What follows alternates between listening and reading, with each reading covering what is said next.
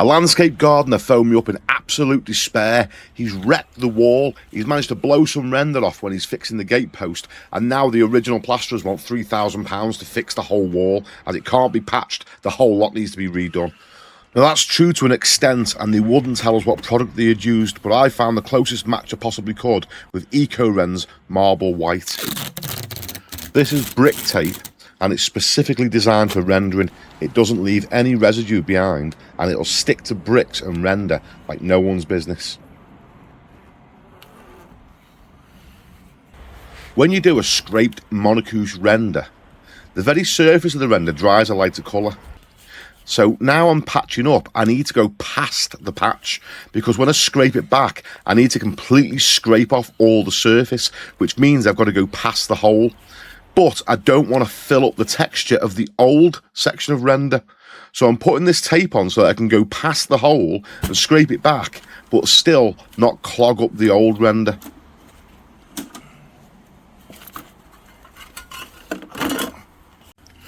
I'm going to brush out any remaining dust, and then I'm going to damp the background down. The water will work like a flux and help the patch adhere properly. The last thing you want to do is put the patch in and go through all the effort to find out that the background has dried the patch out too quick and the thing just falls off like a scab.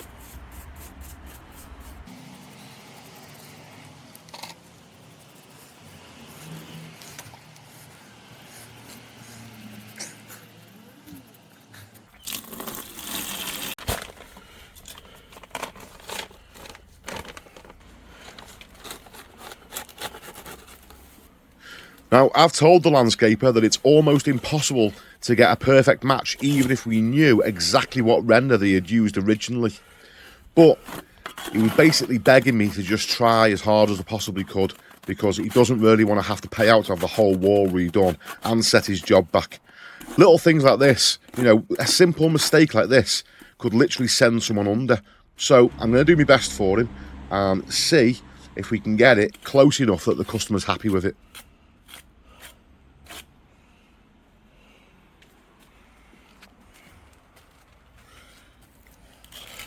It's important to try and get in all the way behind the gate post and not leave any little holes in the render. The last thing you want is anywhere where water can run when it's raining and sit inside the render. That's why render blows. If water can get in behind it and then it freezes in the winter, it'll blow the surface off again. So I'm making sure I work it right in as far as I can from both sides behind the gate post.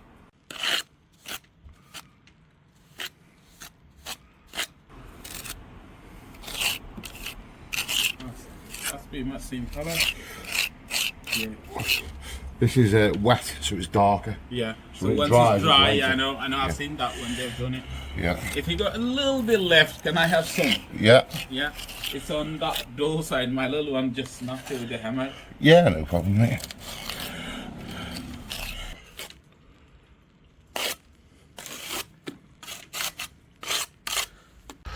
And they're the customer's famous last words.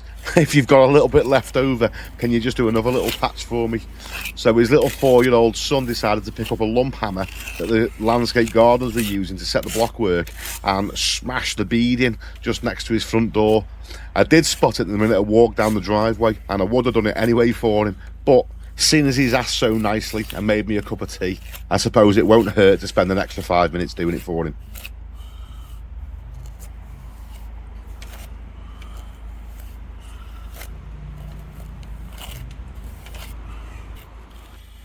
Notice how I've built the render up proud and come out wider than the actual hole.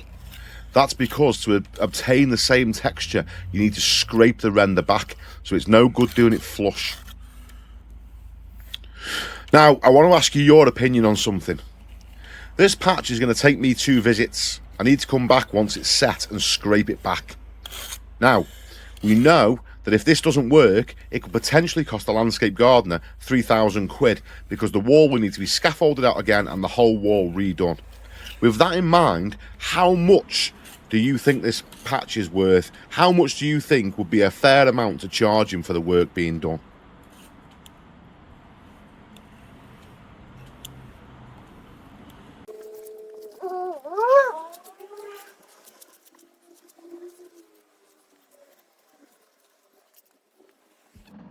Now, here's the little section where our little helper decided to get the lump hammer on the wall. So I haven't bothered with the brick tape on this part, just because it's only ever so small. But it's right in your eye line, it's right where you can't miss it. Every time the postman puts a letter in that post box, he's going to see that little hole, so understandably, he wants it fixed up. There was a little bit on the other side of the bead, but the cameraman didn't quite get it for you, so I'll just put a little bit in there as well. It's only a tiny little bit. And that's it for today's part. It'd have to be raining whilst I do this. We'll leave that now overnight, and we'll go back first thing in the morning and scrape that and see if we can get a good match.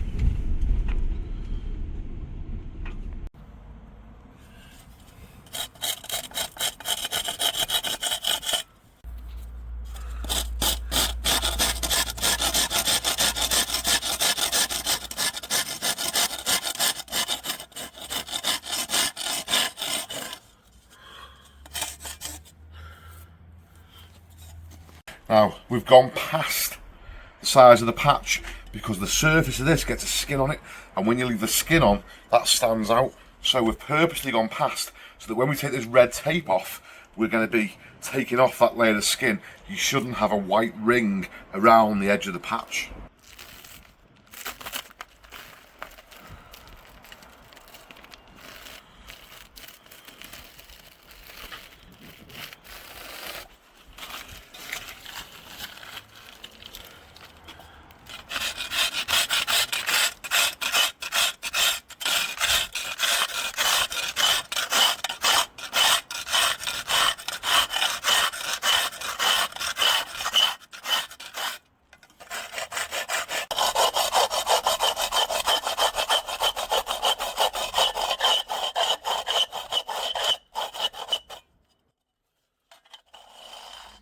I'm working delicately to try not to touch the existing render. Once it's been scraped once and left, if you start to scrape the original render again, you'll slightly change the colour of that as well. This stuff is honestly an absolute nightmare to try and patch.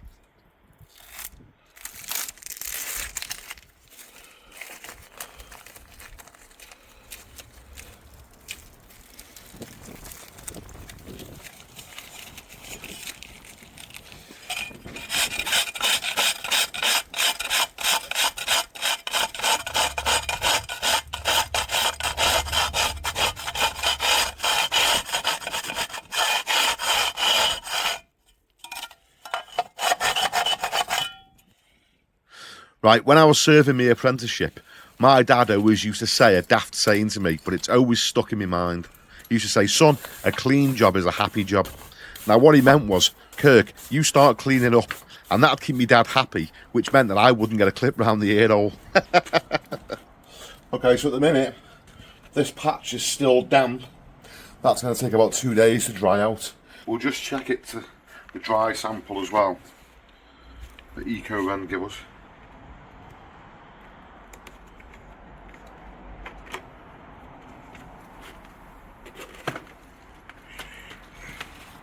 So you can see it's still slightly darker than that, so it is going to dry a little bit lighter than that as well, and that's how it'll end up.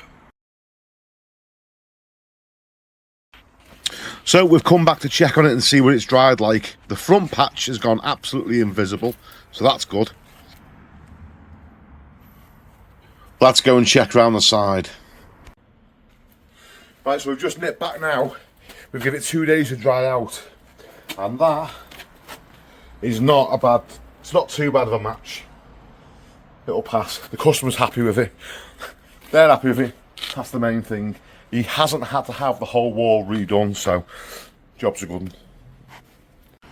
Now, given that this job could have potentially cost the landscape gardener 3,000 quid, I think it would have been fair to charge him anywhere from nothing up to, say, £500. But here's what I actually charged him. So hopefully that made his day. And there you go, there's the patch, nearly invisible. Now, if you enjoyed that video, I highly recommend that you watch this video next. Cheers, guys. See you on the next one.